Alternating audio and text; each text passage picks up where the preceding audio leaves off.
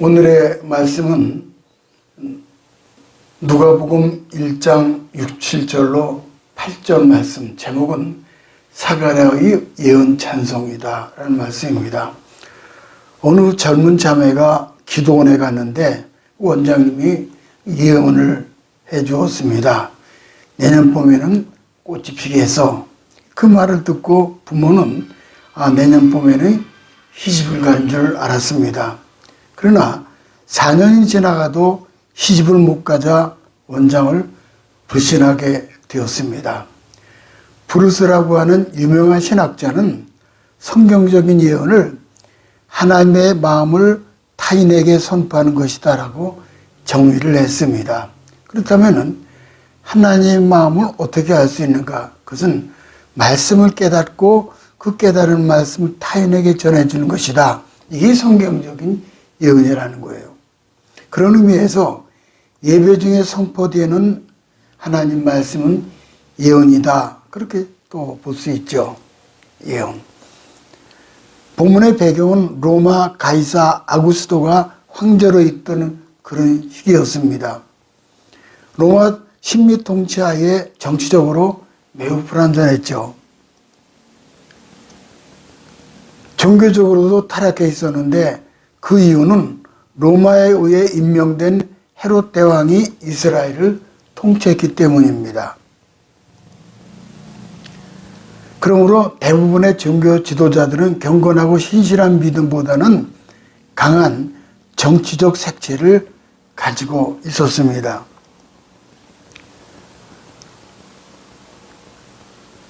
성경은 오늘 본문에 제사장 사가랴를 이렇게 말씀합니다. 가리켜서 누가복음 1장 6절에 보면은 하나님 앞에 의인이다.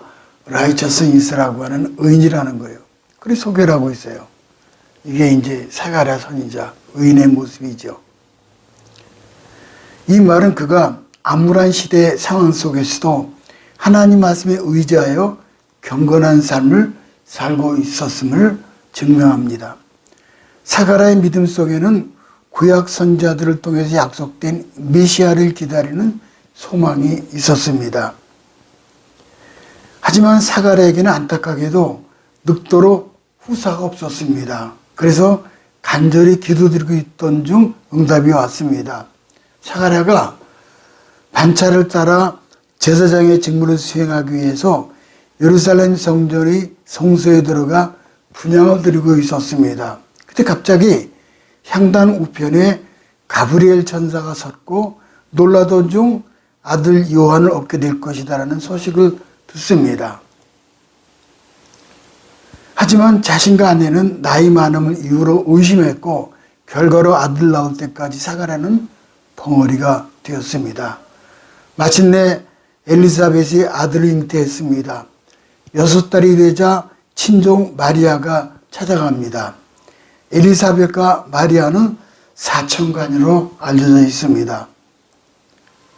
따라서 침례 요한, 세례 요한과 예수님은 육촌관계입니다. 마리아가 엘리사벳을 방문하니 뱃속에 있던 아기가 기뻐 뛰놀자 성령의 감동으로 이렇게 예언을 합니다. 누가복음 1장 42절 가볼까요? 큰 소리로 불러 여자 중에 내가 복이 있으며 내 태중의 아이도 복이 있도다. 내 주의 어머니가 내게 나오니 이 어찌된 일인가. 요한은 예수님보다 6개월 앞서 태어났습니다. 나온 지 8일이에요. 할례를 위해서 모였습니다. 바로 그때 사가랴의 혀가 풀리면서 하나님의 예언으로 찬송하기 시작한 것이 오늘 본문입니다. 68절을 볼까요? 찬송하리로다 이랬죠. 이 말은 베네딕투스라는 라틴어인데 이 말은 복되심을 의미합니다. 복되심, 베네딕투스라는. 그렇게 해서 이 사가랴 예언 찬송은 초대교회 예배의 시작을 알리는 인내송, 찬송시로 사용이 되었습니다. 첫 번째, 다윗의 집에 구원을 일으키신다라고 했죠. 69절을 가볼까요? 그 부친 사가랴가 성령의 충만함을 받아 예언하여 이르되 찬송하리로다. 주 이스라엘의 하나님이여 그 백성을 돌보사 속량하시며 우리를 위하여 구원의 뿔을 그 종 다윗 집에 일으키셨으니 그랬어요. 자, 여기서 이제 아이를 안고 누가복음 1장 15절에 보면은 침례 요한은 모태로부터 성령 충만을 받았고 또 그 어머니 엘리사벳도 성령 충만을 입었고 아울러 부친 사가라도 성령 충만함을 입었습니다. 모태로부터 성령 충만을 받은 세례 요한은 복중의 기쁨에 뛰놀았다라고 말씀합니다. 하나님의 아들 예수 그리스도를 증거했죠. 성령의 충만을 받은 엘리사벳도 예수 그리스도를 증언했고 마찬가지로 사가라도 성령의 충만해서 그 예언을 선포하고 있습니다. 이때 사가라의 예언, 곧 그가 이웃과 친족 앞에 선포한 하나님 말씀이 한편의 노래가 되었는데 그게 사가라의 찬송시인데 오늘 읽은 것이 이겁니다. 바로 사가라의 찬송시 베네딕투스. 근데 앞서 46절 55절에 보면은 이 사가라의 찬송시 같이 마리아의 찬송시가 또 나옵니다.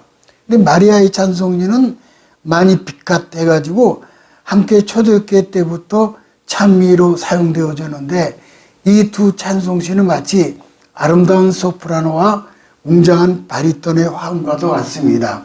그러니까는 마리아의 찬송은 소프라노, 그 다음에 사가라의 찬송시는 바리톤.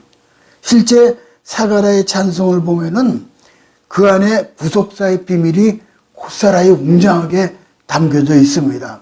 사가라는 주 이스라엘 하나님을 찬송했고 하나님을 찬송한 이유는 늙은 그에게 개인적으로 세례 요한의 아들을 주셨기 때문이 아니라 하나님이 그 백성 이스라엘을 돌보시며 죄를 속량하셨기 때문입니다. 속량이 영어로 랜섬 오는데 아주 유명한 말씀이에요. 오늘 이 중심지가 여기에 있어요. 속량. 속량은 한자어로 속발질 속 그리고 좋을 양자를 쓰고 있는데 사전적인 뜻은 몸값을 받고 종이나 노예를 풀어주어 자유롭게 한다. 속량이 그거예요. 이따가 이 찬송 드릴 때 속량이 나옵니다. 매번. 속량이 그런 뜻이에요. 다시 한번요. 종이나 노예를 풀어주어 자유롭게 해준다. 그 뜻이에요. 한 노예가 잘못을 저질러서 주인으로부터 매를 맞고 있었습니다. 마침 지나가던 한 행인이 이 노예를 불쌍히 여기고 사람을 왜 이렇게 때리냐? 이놈이 잘못됐으니까 때리죠. 당신은 상관할 거 없어요. 내 종인이 죽이든 살리든 내 마음이요. 성난 주인은 매질을 멈추지 않았습니다. 그 노예를 제게 파십시오. 그럽시다. 보기 싫은 것 가진 노예 얼른 사가시오. 행인이 노예를 불쌍히 보아 돈을 치르고 사서 노예의 표지인 쇠섯을 풀어주면서 당신이 이제 자유요. 그랬어요. 이것이 속량이라는 거예요. 노력해서 얻은 것이 아니라 십자가 보혈이라는 엄청난 값을 지불하고 주신 자유, 프리덤입니다. 구원의 뿔은 그 종 다윗 집에 일으키셨다 그랬어요. 다윗은 하나님 가리켜서 시편 18편 2절에 보면은 이랬죠. 나의 구원의 뿔이다. 이때 뿔은 힘과 능력을 상징합니다. 손은 그 뿔의 힘으로 사자도 죽일 수 있죠. 다큐멘터리 보면은 누우떼가요. 얼마나 무서워요. 누우떼가 이제 사자하고 맞붙이는데 누우떼가 서로 마주볼 때는 사자도 피해입니다. 이 그림 보세요. 사자도 죽어요. 저 뿔에 받쳐가지고. 받쳐가지고 냈다 치면은 그냥 가죽이 떨어져가지고 내장까지 뚫고 들어가서 그냥 냈다 팽개치면은요. 죽어요. 사자도. 뿔이 저렇게 무서워요. 구원의 뿔은 누굽니까? 곧 마리아가 잉태한 바로 예수 그리스도를 말씀해 주고 있어요. 사가라는 왜 예수님을 구원의 뿔이라고 해 노래했습니까? 예수님 우리를 모든 원수들에게서 구원하실 구원의 능력이 되시기 때문이에요. 다윗은 자기를 모든 원수들에게서 구원하실 하나님을 찬송하며 사무엘하 22장 2절에 보니까 이렇게 말씀해요. 여호와는 나의 반석이시요 나의 구원의 뿔이다. 짐승들에게 있어서 뿔이란 힘을 상징합니다. 그래서 예언서를 보면은 큰 권세를 잡은 왕을 뿔 달린 짐승으로 표현합니다. 그러므로 예수께서 우리들의 구원의 뿔이 되신다는 것은 우리들의 보호자가 되시고 우리들은 구원하실 권능의 하나님 되심을 말씀합니다. 그러면 구원의 뿔 되신 예수께서 하신 일이 뭡니까? 71절을 가볼까요? 우리 원수에게서와 우리를 미워하는 모든 자의 손에서 구원하시는 일이라. 우리의 원수는 누구입니까? 우리의 원수는 마귀 사탄이라고 하는 자입니다. 잘 들어보세요. 마귀는 회방자라고 떠세요. 한번 따라합시다. 마귀는 회방자다. 네, 마귀는 회방자. 사탄은 뭐냐? 사탄은 대적자예요. 사탄, 마귀 다 똑같은 거죠. 단수로서. 사탄은 대적자, 마귀는 회방자. 그러면 이들이 하는 일은 하나님은 대적하고 하나님께 이루시는 구원의 역사를 회복하는 거예요. 아까 이 그림이 참 좋은데 우리에게는 구원의 뿔이 있어요. 그러니까 이 사자가 맞닥뜨리는 거 보면은 똑바로 마주칠 때에는 사자도 이길 수 있어요. 뿔이 그렇게 무서워요. 그래서는 이 소가 누가 돌았을 때에는 뒤로 공격을 해요. 그래서 우리가 사자 앞에서, 마귀 앞에서, 사단 앞에서 대적을 해야지 돌아서면 안 됩니다. 뒤를 보여주면 안 돼요. 딱 대적을 하는 거예요. 사탄아 떠나갈지어다. 마귀야 떠나갈지어다.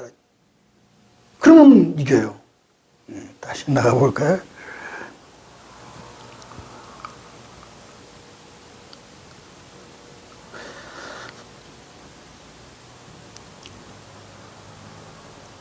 계시록에 보면은 마귀는 얼굴 7개이고 뿔이 10개입니다. 우리가 간사하고 기회주의적인 사람을 보고 두 얼굴을 가진 인간이다. 근데 마귀는 7 얼굴을 가지고 있으므로 본성이 얼마나 간사하고 악한적인가를 알 수가 있습니다. 때로 우는 얼굴로 다정하게 다가오기도 하고 무섭게 협박하며 다가오기도 하고 음흉한 미소를 머금고 유혹하기도 합니다.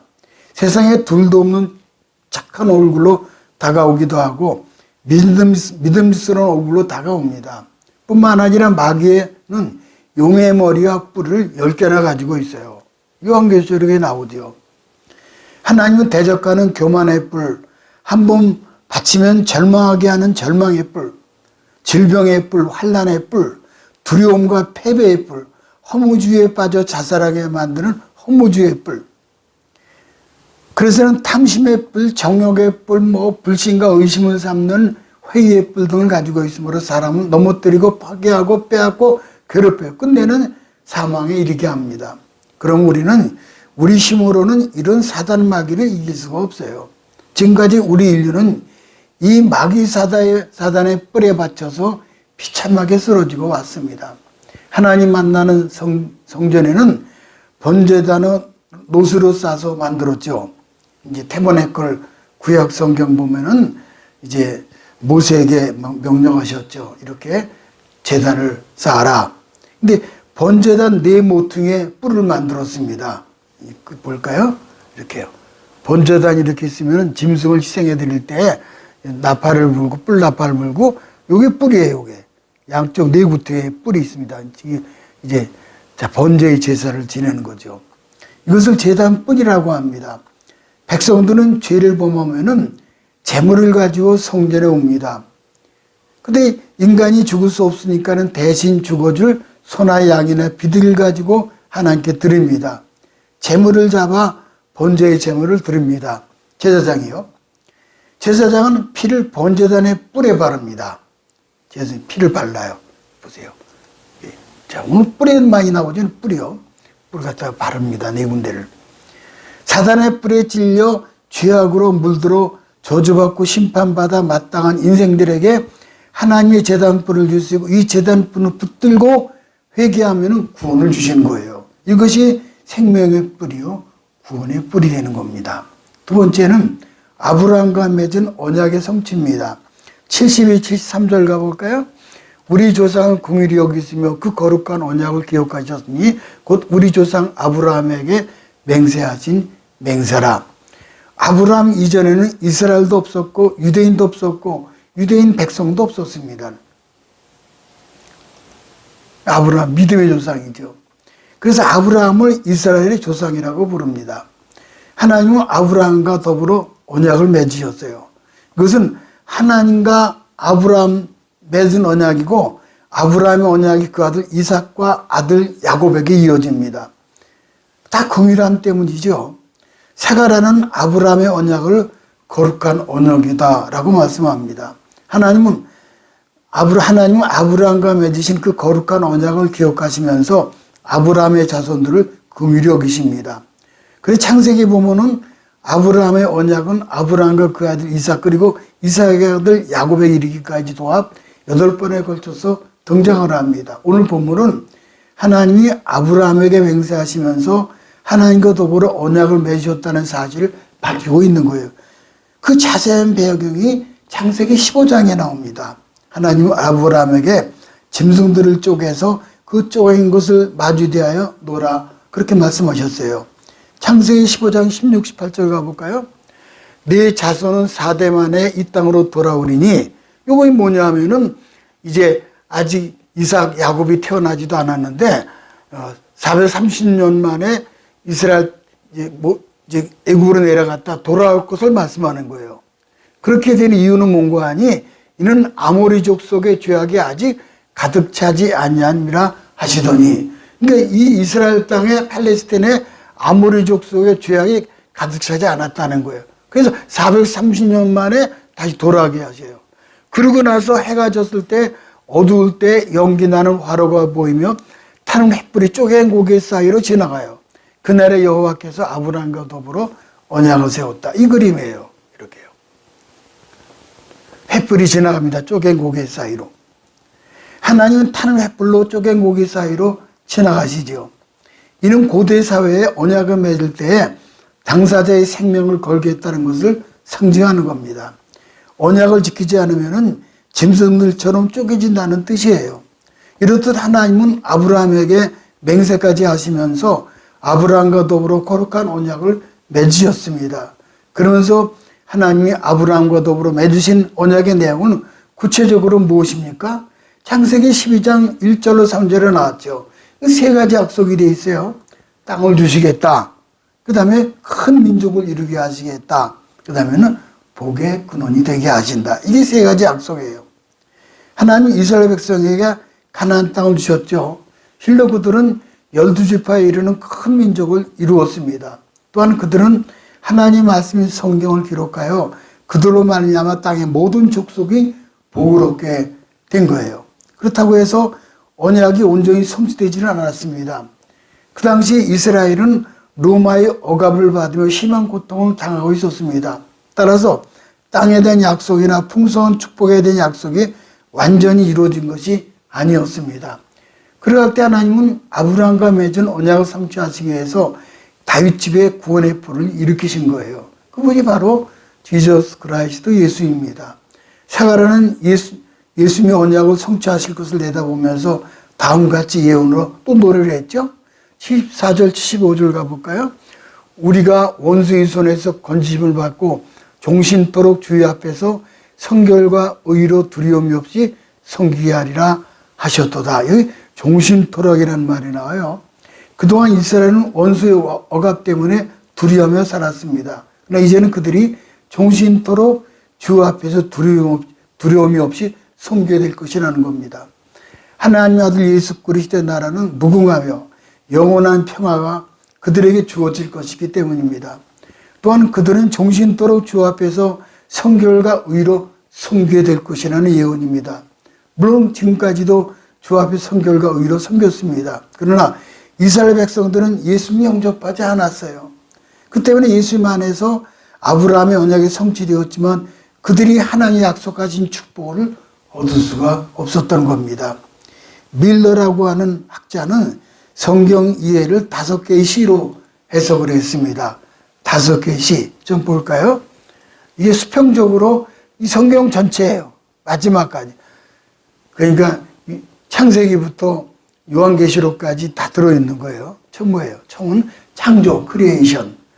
타락했죠. 그 다음에 이제 창조, 그 다음에 언약. 컨베넌트라고 하는 언약을 주셨어요.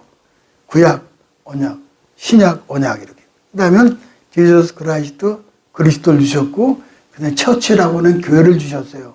또 C에는 컨소메이션에서 완성이에요. 이거 다예요, 이게요. 이렇게 창조, 언약, 그리스도, 교회, 완성. 이런 관점에서 성경을 보면은 확연하게 훤히 이해를 할 수 있습니다. 성경 66권은 약속의 모음집이에요. 구약과 신약이 그 이름이 옛 언약, 새 언약이지요. 이 그림이 참 좋죠. 구약 때는 어린 양을 피를 칠해서 이제 이 사망이 6월에 넘어가잖아요. 신약 때는 예수님이 그 피가 돼서 성찬 때 제자들과 성찬을 떼고 주님 오실 때까지 우리가 성찬하게 되는 거죠. 성례식을.